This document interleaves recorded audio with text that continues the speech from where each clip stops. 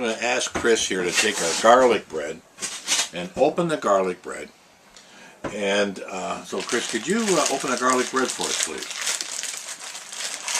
Yeah, oh, he's done that before.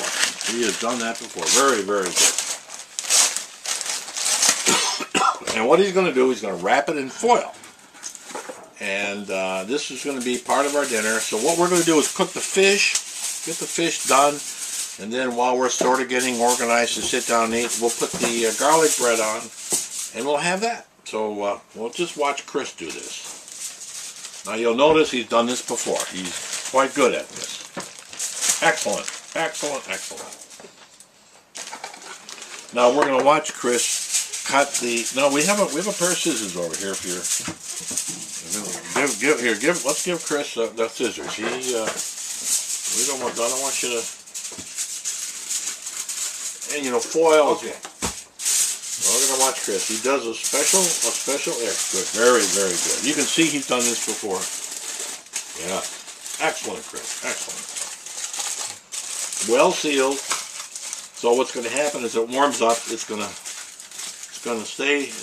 Everything good is going to stay in. We're not going to lose that. That's not going to be enough. There you go. There we go. Okay. Now we need to have a cup measurement, and then what we're going to do is use a cup. Right? We're going to use this cup. No. Where do we have a cup measurement here? You want to use a cup? Yeah, use a cup. Well, we don't know where it is fit, so we're going to find a cup measurement here. Okay? Now what we're going to want to do, Morgan, is we're going to do the rice now. And I know you've done this many times, but this is kind of be a reminder of how we're going to do this. What we want to do is open this. Morgan, we're going to put 2½ cups of water in this saucepan you've got. What we're going to do is bring it to a boil. And then we're going to add this yellow rice. All right, there's 1,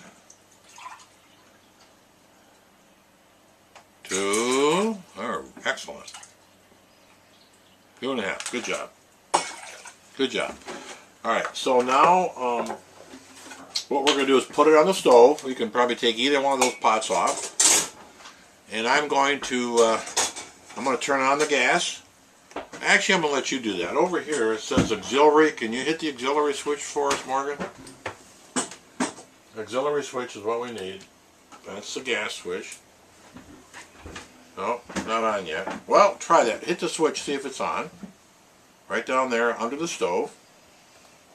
Hit that switch. Is the light on? Yes. Now you can turn that on, and Morgan's gotten very, very good at this. He turns it and then pushes it in and gets the gas going. There's a red button. And hit that red button to get it started. There you go. The red button next to it. There you go. Oh yeah. Excellent. You got to turn it. You got it on? Hold that. There you go. Oh. Alright, so folks, we're going to come back a little bit of green pepper to the rice that we have. I may even get some celery and chop up that. I just want to add a little bit of taste. Having to scramble. But I did find some mayo, which I have in here. And I've got these olives, which of course I love with my martini. And then I've got some dill pickles right here. If I can get this open. And I just chop those up and mix them with a mayo. We're right on where's Chris? Oh, he's done. It was just a lousy step, but it was a big step. Chris, do you have anything to say about not taking care of your cousin this morning? It was a complete oversight of my mind. In retrospect, which has now been adequately described. They should have been there watching over him at every moment. However, the good side of the story is that he was carrying 2 bags of ice, and we could have iced him right then. So he would have been but he was delaying telling me about his follies, and I couldn't bring the ice to bear, so I didn't know that the issue was there. Well, partly the problem was that we got in the boat and he was completely focused on trying to get the engine started on one pole, which I did.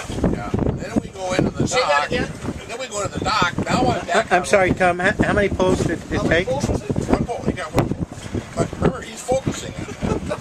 Then we got into the dock, and so I get off the boat, and I have not been on a dock for 6 or 7 days, and I said, gee, this dock is moving.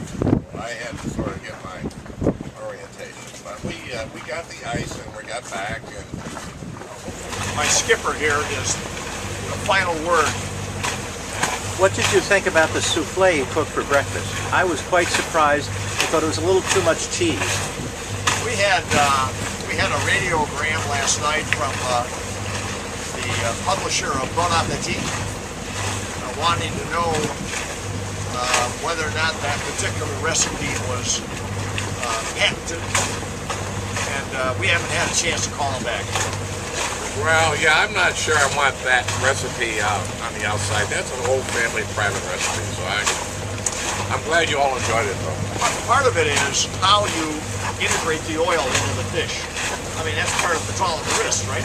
Yeah, absolutely. It's in the wrist, it's in the action of the hips. Yeah. You sort of have to work it all together and stay out of my way. We work that together. I got it. Going to happen. But Morgan, as an outlaw, do you have any comment to make about the incessant bantering that has gone on between these two? I don't let it bother me.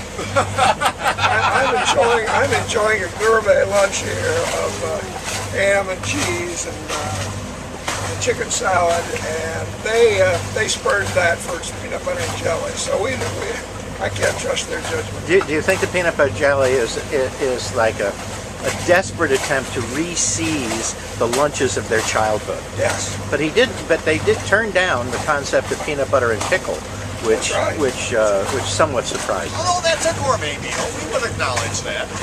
It's just it's not in the normal flow. When we get on the water, we grow up peanut butter jelly, and so when we get back on the water, it's a natural hunger. We have to respond accordingly. It's a magnet. Yeah.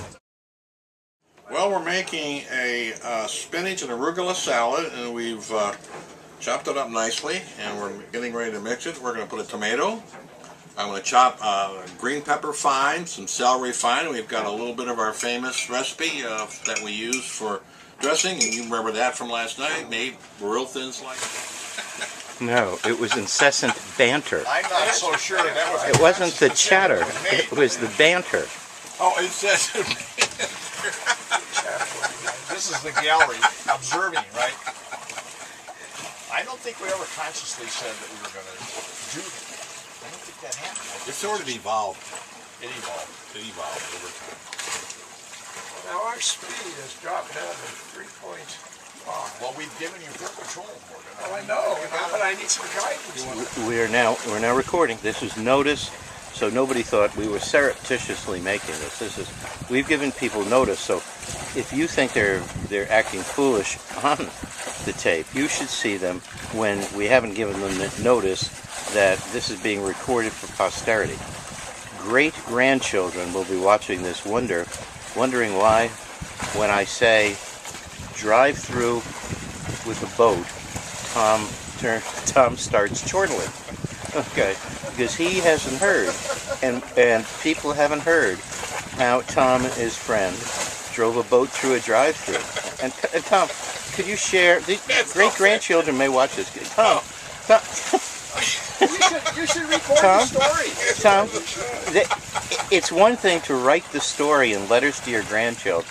It's another to see if you can get it out with one complete sentence thought.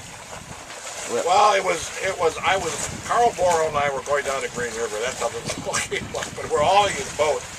And we were going through his driveway. Somewhere down in Campbellsville, somewhere down there.